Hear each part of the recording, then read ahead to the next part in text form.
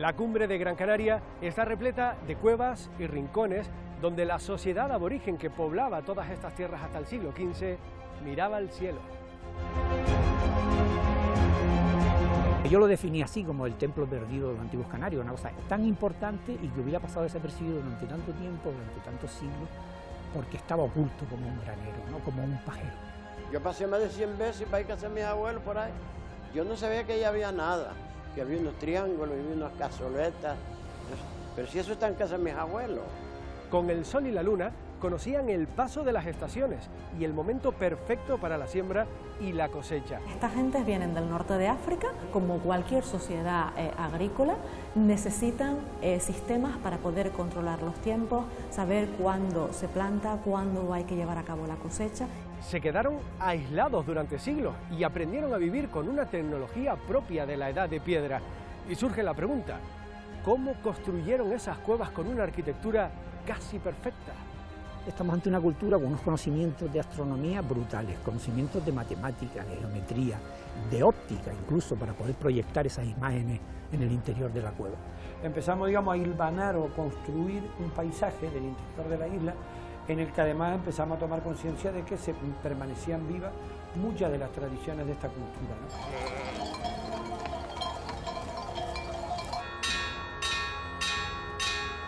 Risco Caído y las montañas sagradas de Gran Canaria abarcan 18.000 hectáreas de terreno en la cuenca de Tejeda, un lugar que un día Miguel de Unamuno definió como la tempestad petrificada. El reconocimiento internacional a la cultura de los antiguos canarios ha llegado. Aquí empezó todo. Cuevas de Risco Caído, Artenara. En el año 1996, el arqueólogo Julio Cuenca pone la mirada en este lugar. Ya yo había visto con prismáticos desde lejos esas cuevas y un día decidí ir, que fue en el 96, en el 1996, y me las encontré, estaban abandonadas, ya no vivía nadie allí. Las cuevas estaban intactas, estaban llenas de pastos, se utilizaban con otros fines y demás. Una a una, el complejo estaba lleno de cavidades hechas por el hombre, pero al entrar en la cueva número 6, se estremeció. Lo primero que yo vi, nada más entrar, la cueva estaba oscura, evidentemente, tenía una puerta de tea, pero que estaba entornada, sin candado ni nada, fue el techo. El techo, esa cúpula perfecta, tallada, porque además yo me di cuenta rápidamente que era una cueva artificial, excavada por los canarios, y la cúpula fue lo que primero me dio atención, porque es un elemento arquitectónico que no teníamos registrado, y eso me llamó poderosamente la atención. Pero luego, cuando estuve mirando y tal, miré hacia la pared oeste, la pared izquierda, a la entrada, y la encontré pues con numerosos grabados en bajo relieve de representaciones del triángulo púbico femenino. Y durante 13 años estuvieron haciendo moldes de la cueva y calcos de los grabados, ajenos al comportamiento de la luz del sol, hasta que un día se hicieron la pregunta clave. Y yo digo, bueno, aquí tiene que pasar algo con esta cueva porque había un conducto justamente en la base de la cúpula por donde entraba la luz, y yo digo, bueno, voy a venir un día al amanecer del solsticio de verano. Y volvió, solo, al inicio del verano de 2009. Entró y vio esta maravilla.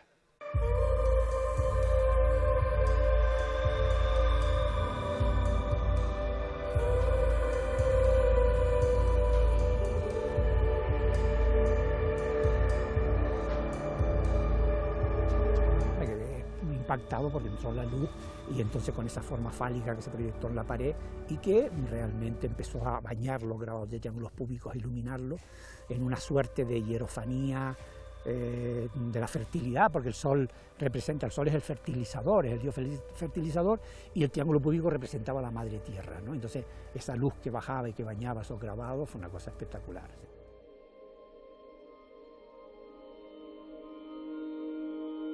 El sol va acariciando los grabados. Ocurre lo mismo con la luna llena. Había descubierto el templo perdido de los aborígenes canarios. Que yo lo definí así como el templo perdido de los antiguos canarios, una cosa tan importante y que hubiera pasado desapercibido durante tanto tiempo, durante tantos siglos, porque estaba oculto como un granero, ¿no? Como un pajero. Pero aparte de eso, lo que empiezas a atar cabos luego, a montar el pool y dices, no, claro, pero estamos hablando de una cultura que sobrevive aquí por espacio de 1500, 2000 años y que sobreviven con éxito.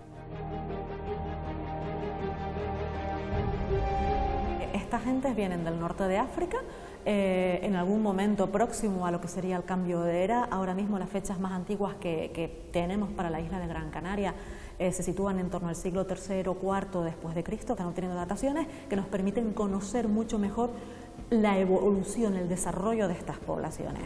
Estamos viendo que las fechas más antiguas se concentran en las áreas montañosas y a partir de ahí comienzan a ocupar progresivamente el resto del territorio insular hasta llegar al siglo XV, cuando se produce la conquista, con una ocupación muy densa de la isla de Gran Canaria. Todo el registro arqueológico lo que nos está diciendo que a lo largo de ese desarrollo es imposible poder entender estos enclaves arqueológicos de manera aislada.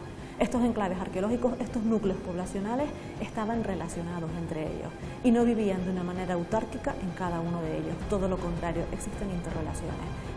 Era una sociedad jerarquizada, machista y violenta. En el Museo Canario han estudiado las huellas de la violencia en los cráneos. Entre el siglo VII y IX después de Cristo hay una especial concentración de violencia letal, es decir, de enfrentamientos violentos que van dirigidos a causar la muerte.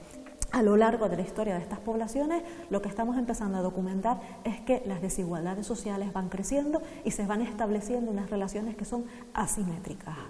Y a pesar de todo, con unos conocimientos científicos inexplicables. Estamos ante una cultura con unos conocimientos de astronomía brutales, conocimientos de matemática, de geometría. Se adaptan a las islas, se adecúan a ellos y van transformando y adecuando a sus necesidades, a sus maneras de organizarse social y económicamente, todas esas sistemas, ¿no? Como ejemplo, la cúpula perfecta de Risco Caído, 5 metros de diámetro, y un orificio por el que entra la luz del sol y la luna. En la pared oeste, los grabados que se van iluminando. Empieza en marzo, con el equinoccio de primavera, y va cruzando hasta el solsticio de verano en junio. Entonces la luz retrocede hasta volver al origen, en el equinoccio de otoño en el mes de septiembre. Es un calendario de luz. La época que hay que preparar los terrenos, roturarlos para plantar, esperar a las primeras lluvias para para sembrar las semillas, esperar a los primeros brotes, todo eso estaba aderezado o acompañado de rituales. Pero ellos practicaban una agricultura donde no ponían, por así decirlo, todos los huevos en la misma cesta, sino que ellos sabían, y además no podía la gente cultivar cuando quisiera, sino que se hacía en base a unas pautas que se marcaban a través de esos calendarios oficiales. La agricultura va adquiriendo cada vez más importancia hasta consolidarse y convertirse en el eje central de su economía. Concretamente cebada y trigo, con un fruto que cultivan como el higo, y con legumbres. Y además también traen una ganadería que estaba integrada por cabras, ovejas, cerdos y también el perro.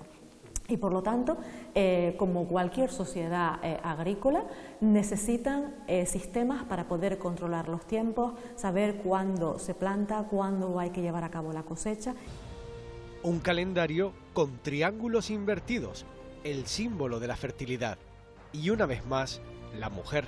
Sabemos que las mujeres se encargaban de elaborar o de realizar aquellos trabajos que exigían movimientos de fineza de las manos, trabajos más delicados. Por lo tanto, se les asigna a ella el trabajo del barro y las figuritas humanas entran la mayor parte de ellas están elaboradas del barro y probablemente fueron realizadas por mujeres.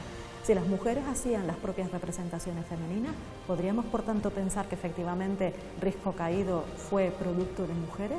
Tal vez, probablemente.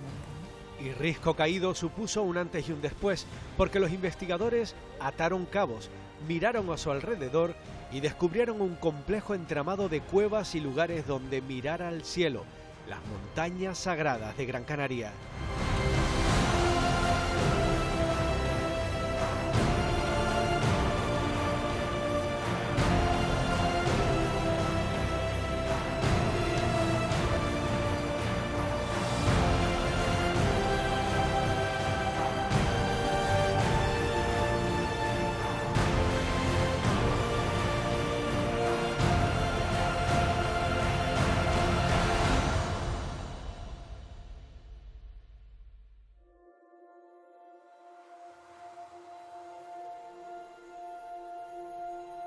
Debajo de la montaña de Altavista nos encontramos con esa meseta, que aquí se conoce con el nombre de la Mesa de Acusa. Y en su base se observa cómo existe toda una serie de cuevas artificiales que son graneros, cuevas de habitación, etcétera, y cuevas de enterramiento.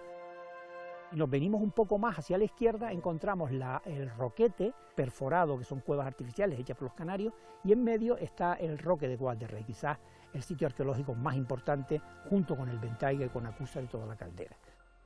Parece que no están comunicadas las cuevas, pero sí lo están entre ellas. Sí, bueno, aquí en el caso de Cuevas del Rey es como una ciudadela, pero en medio de esos dos roques, si observamos, se ve cómo asoma una montaña muy escarpada, que es la Mesa del Junquillo. En este momento, tiene también como un agujero en medio, una cueva. Sí, tiene cuevas, muchas de ellas naturales, otras artificiales. Entonces nosotros estamos trabajando en un proyecto de investigación que llevamos tiempo con él para intentar identificar ese sitio con la fortaleza de Ajoda, que es uno de los lugares donde sufrió uno de los mayores descalabros las tropas castellanas en los momentos epigonales de la conquista. Un paisaje cultural impresionante desde el punto de vista geológico. Estamos hablando de la gran explosión de la caldera de Tejeda, que dejó lo que es la cuenca de Tejeda hoy, que desborda hacia el norte a una zona más confinada con Tamadaba, que permitió que se mantuviera esa cultura siglo a siglo, ¿no?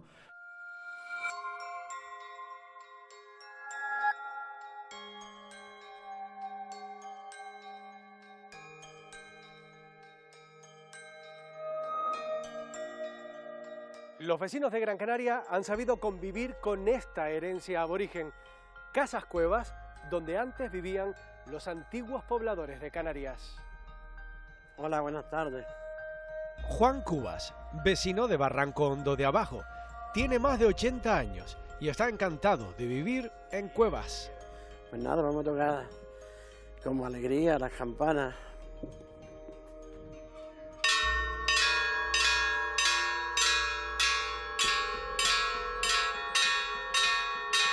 Las campanas resuenan en el barranco, un rincón escondido donde vive apenas una decena de vecinos, como don Juan.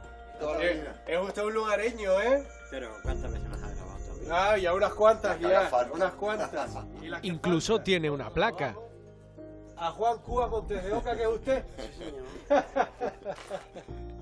Don Juan nos enseña la que hoy es la iglesia del barrio, antaño lugar aborigen. ¿Esto era una casa? Sí, cómo no, una casa de vivienda era.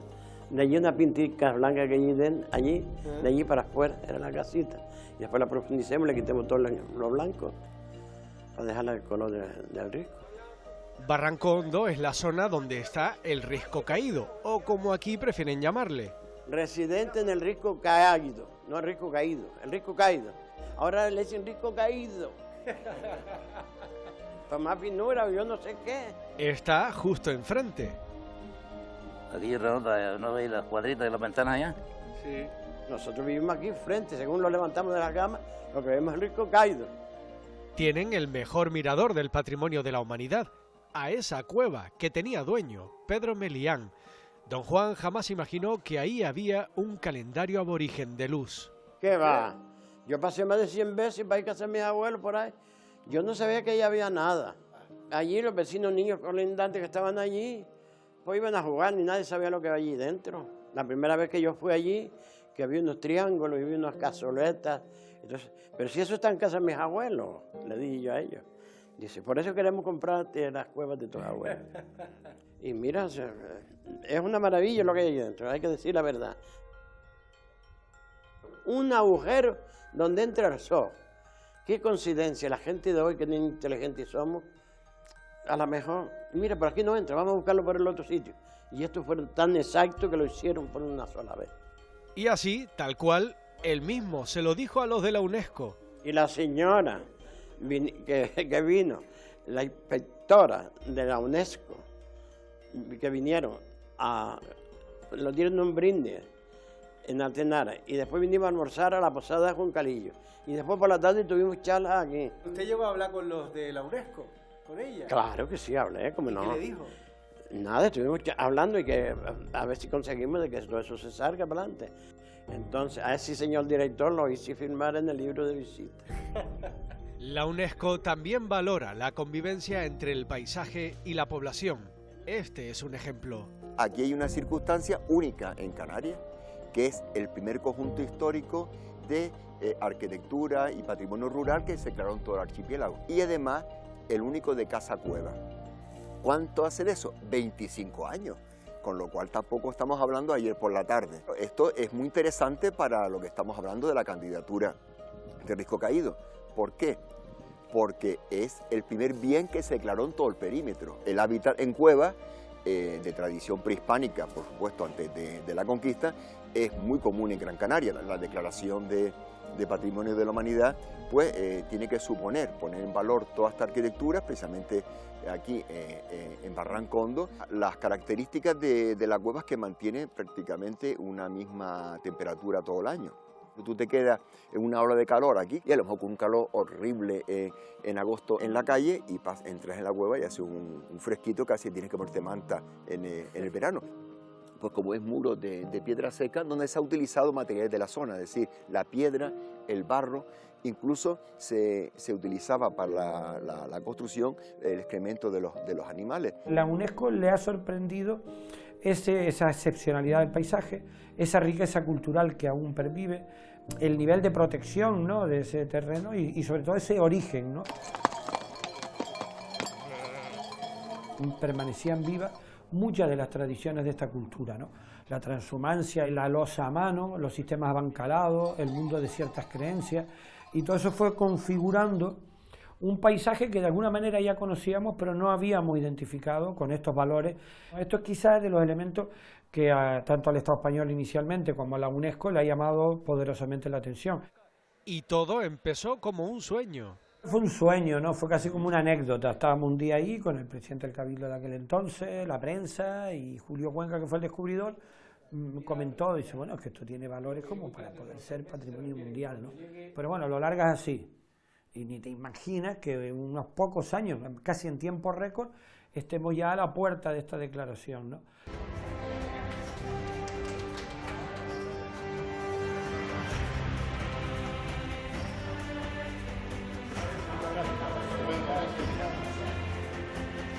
Es la foto de todas las instituciones implicadas: Cabildo, Gobierno de Canarias, Gobierno del Estado, desde los más locales, los ayuntamientos, hasta la visita real en 2017 para dar el apoyo definitivo de la Jefatura del Estado. Todos se han implicado en este proyecto que fue creciendo hasta llegar a la mesa de debate de la Comisión de Patrimonio de la Humanidad en Bakú, Azerbaiyán. El director del ICOMOS recuerda que ellos protegen y conservan las culturas antiguas del mundo. Junto a otras 30 propuestas, la delegación canaria defiende su candidatura, la única que presenta España en esta edición. Spain, con la palabra España. Ya están en esta selecta lista el Parque Nacional de Garajonay en La Gomera, San Cristóbal de la Laguna y el Parque Nacional del Teide en Tenerife, y recientemente el Silbo Gomero como Patrimonio Inmaterial de la Humanidad. Risco Caído y Montañas Sagradas de Gran Canaria pondrá en valor el patrimonio aborigen canario. Poner la cultura aborigen de toda Canarias como un nuevo paradigma mundial de las culturas, ¿no? Que uno habla de Pascua, de Hawái, pues mira, ya Canarias ya está en ese nivel, ¿no?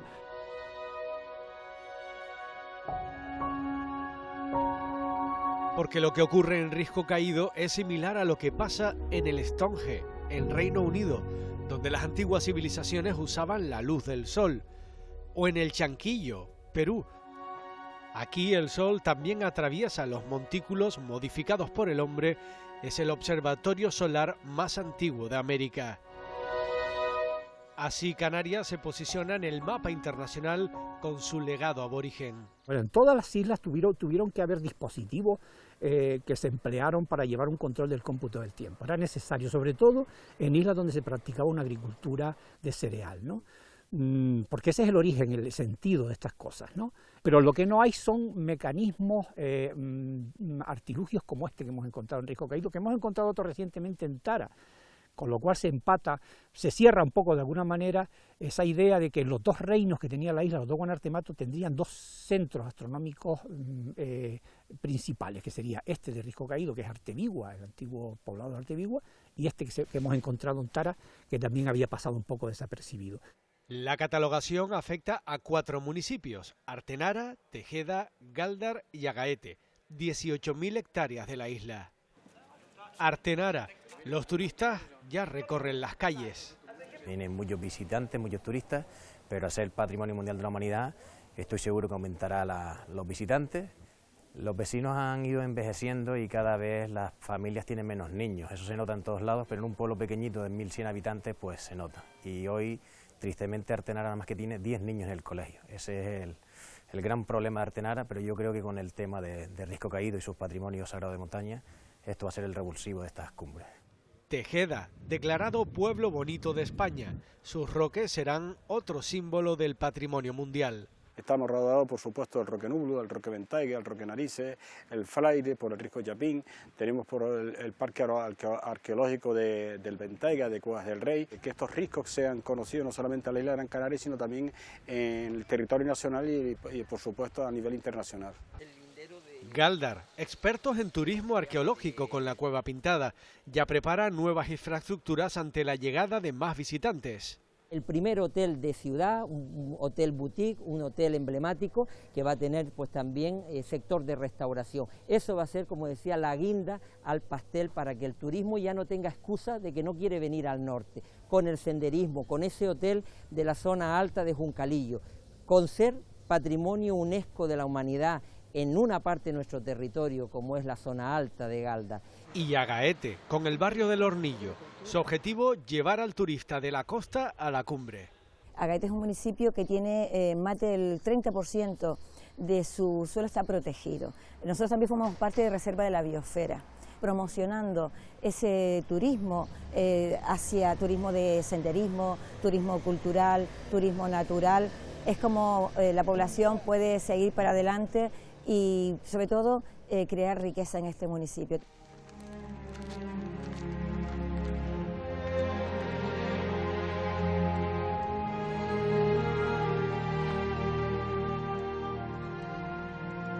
La declaración de la UNESCO es solo el principio.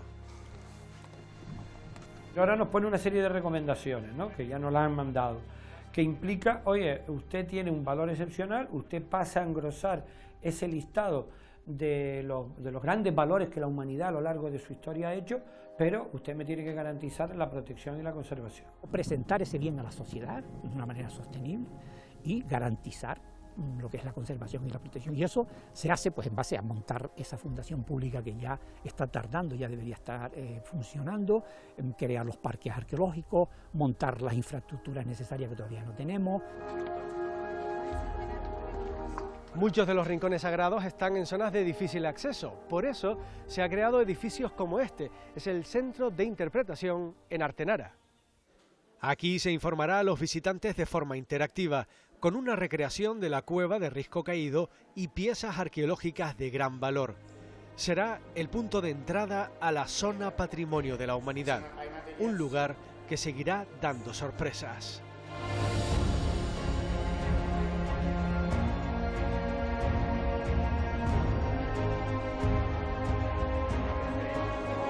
Risco Caído y su entorno son elementos que requieren, son enclaves que requieren en el futuro tener intervenciones arqueológicas que nos permitan comprender muchísimo mejor cómo se desarrollan estas poblaciones.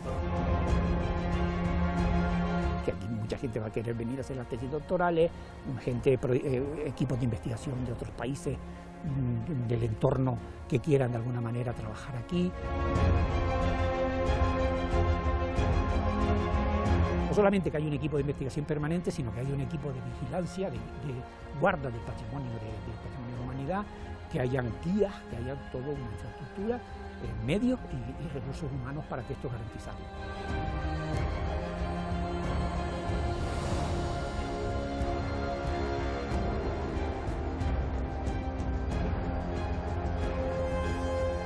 Risco Caído ha pegado en la conciencia de la gente, ¿no? Yo diría hasta del archipiélago. Ha contribuido también a potenciar esa autoestima, ¿no? Isla, es decir, oye, pues mira lo que hemos llegado nosotros mismos, ¿no? Con nuestras manos, con nuestra historia, con nuestros ancianos, con nuestra cultura. Los próximos años nos deparan muchísimas sorpresas y creo que la clave también está en las preguntas que nos hagamos.